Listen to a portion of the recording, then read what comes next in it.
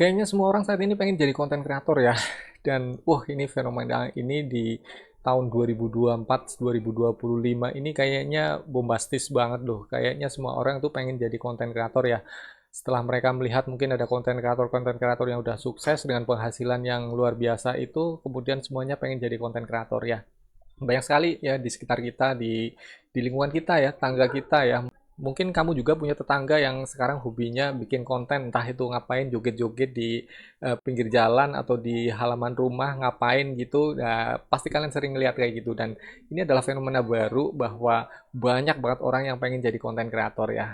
Dan ya ini nggak masalah, ini sebuah efek dari sebuah perkembangan zaman di mana seseorang bisa mendapatkan penghasilan dari mereka memproduksi konten, dan konten itu tentunya ya, dan untuk mendapatkan penghasilan dari konten itu ya seharusnya konten itu memang dipersiapkan dengan baik ya, punya konsep, punya tujuan, punya value atau punya manfaat untuk orang lain ya. Kalau sekedar konten-konten yang nggak kemudian dipikir dulu konsep bikinnya kayak apa sih, itu bakalan jadi konten sampah aja sih menurutku ya.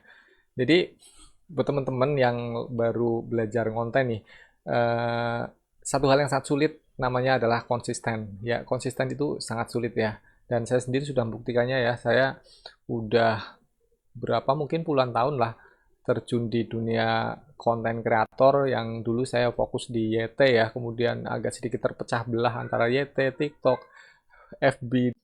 Ya kalau waktu kita cukup untuk bisa jalan di berbagai platform itu oke-oke lah. Tapi kalau mungkin kita hanya menyempatkan waktu luang kita dan kita garap itu semua platform, kayak akan bakalan sulit loh. Jadi kita harus fokus pada salah satu platform, mungkin seperti itu ya. Jadi buat temen-temen tuh yang sekarang lagi hobi bikin konten ya, semangat-semangatnya bikin konten, satu hal tak ingatin ya, semangatnya itu tetap dijaga. Karena menjadi seorang konten kreator itu nggak akan menghasilkan dalam 1, 2, 3 bulan, bahkan 6 bulan, bahkan setahun.